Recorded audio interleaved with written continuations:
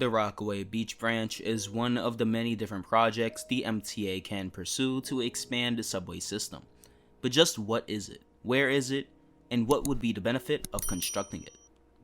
In this video, I'll explain all of that and give my personal thoughts on it. Before getting into the video, I would like to shout out Sibs the Strawberry on Instagram for creating my new channel logo, along with the badges and emojis that you get when you become a channel member. Link in the description, by the way. Go check her out on Instagram. Now, let's get into things. The Rockaway Beach Branch was a railway line owned and operated by the LIRR in Queens. The line ran from Grand Street in Queens, where it broke off from the main line, to Rockaway Park, also in Queens. In 1877, the New York, Woodhaven, and Rockaway Railroad organized plans to build a new narrow-gauge line from Greenpoint, Brooklyn, where it would connect with the New York and Manhattan Beach Railway to Rockaway Beach. The following year, the plans were altered to instead build a standard-gauge railway line starting from Hunters Point rather than Greenpoint. In 1880, before the line's opening, an agreement was made with the Long Island Railroad to operate over its Montauk and Atlantic branches, which both crossed the future Rockaway Beach Branch tracks. Later that year, on August 26th, the line opened after a delay caused by financial issues. You'll notice this issue make a return very soon in this video. After the opening of the line, the LIRR stopped running trains from its New York terminals to Rockaway Beach. However, they continued running through services to Far Rockaway and services between Long Beach and Rockaway Beach. Unsurprisingly, the New York, Woodhaven, and Rockaway Railroad went bankrupt in 1887 and was sold to Austin Corbin, owner of the LIRR. He reorganized the company as the New York and Rockaway Beach Railway and transferred it on September 1st of that year. The new company was operated independently until July 1st, 1904, when the LIRR leased it as the Rockaway Beach Division. This was 4 months before the opening of the subway system, might I add. Despite the LIRR's attempt at electrifying the line, nothing much happened until the early 1950s, when a fire on the trestle across Jamaica Bay cut service on the middle section of the line. This was one of about 30 fires on the line since 1942. I actually mentioned part of this in my least used stations video for the A-line. The LIRR, bankrupt at the time, saw the branch south of Ozone Park as a liability and didn't want to spend the huge amount needed to repair it.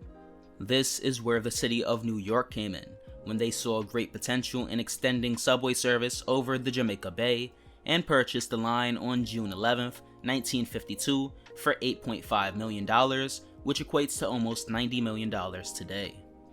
The Transit Authority extensively rebuilt the line, including all of the trestles and most of the stations, while also adding in a connection to the IND Fulton Street line near the Rockaway Boulevard station.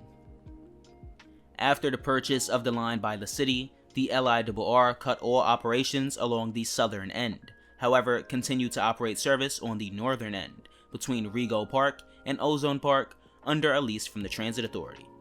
Both service and ridership sharply declined on the line, resulting in service being drastically cut in the late 1950s to only one train in each direction during the day. In 1962, service was cut entirely after years of deterioration and lack of maintenance from the LIRR. The city chose not to abandon the isolated section of the line between Rego Park and Ozone Park due to the proposed connection to the Queens Boulevard line as a part of the IND's second system plan. Since then, there have been many proposals for new services along the line. In 2001, the MTA suggested routing the JFK Air train over the line, starting at Penn Station, following the route of the original branch, and branching off at the Howard Beach station. This obviously didn't fall through, and the air train now only serves the airport and 2 branches to Jamaica and Howard Beach. Another proposal, called Queensway, involves converting the line into a green space similar to the High Line in Manhattan. The final and most recent and popular proposals involves converting it back into a transit line, with that either being reactivated as an LIRR branch or connecting it to the Queens Boulevard line and running the M train along it. In 2019, the MTA released the reactivation study, and to the surprise of many, it was estimated for the cost of the line to be a whopping $8.1 billion. That's even more than SAS Phase 2. It was said that the original cost estimate had used non-standard formulas related to inflation amongst other things.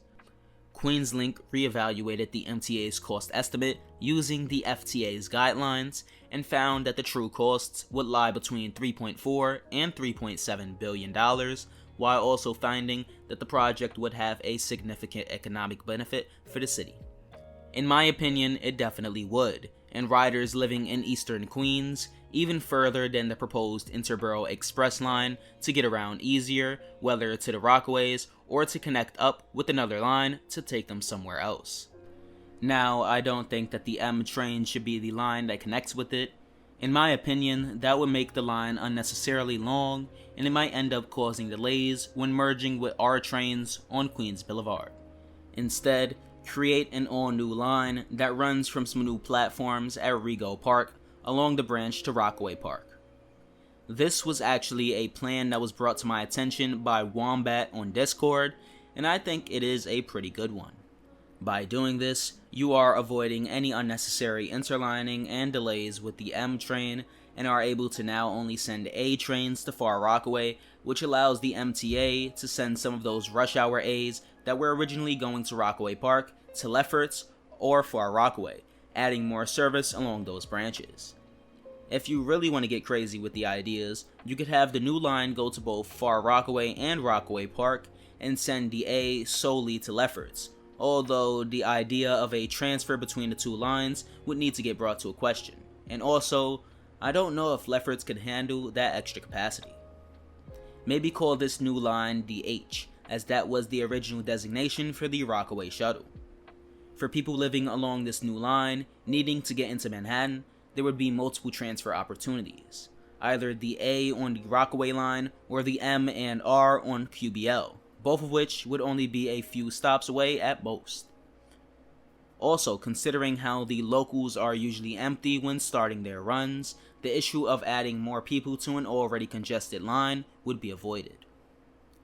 Now, I already see the argument of, but there would be no one-seat ride into Manhattan, and I understand that. However, to avoid causing any issues on Queens Boulevard and creating unnecessary subway branches off existing lines, a new line would be the better idea, and I'm sure that those who live around the area of the new line would be more happy with the idea that they are getting a subway service than the fact that they would need to transfer along their commute, especially if it's to the Queens Boulevard line. Like, bro, CBTC. Now, recently we've heard no news on the branch from the MTA, and I'd expect that to be the case for a while to come. With the MTA currently focused on projects like Penn Station Access, the long-awaited 2nd Avenue Subway, and the Interborough Express, this project is nowhere near starting, and by the time it does, the BMT would probably fully have CBTC. Anyways though, what are your thoughts on the Rockaway Beach Branch? Would you like to see it reactivated? Also, in the comments section below, tell me if you would like to see more of these types of videos for some of the different projects the MTA is considering, like the Utica Avenue line. If you enjoyed the video, drop a like, subscribe, and consider becoming a channel member. Happy rail fanning.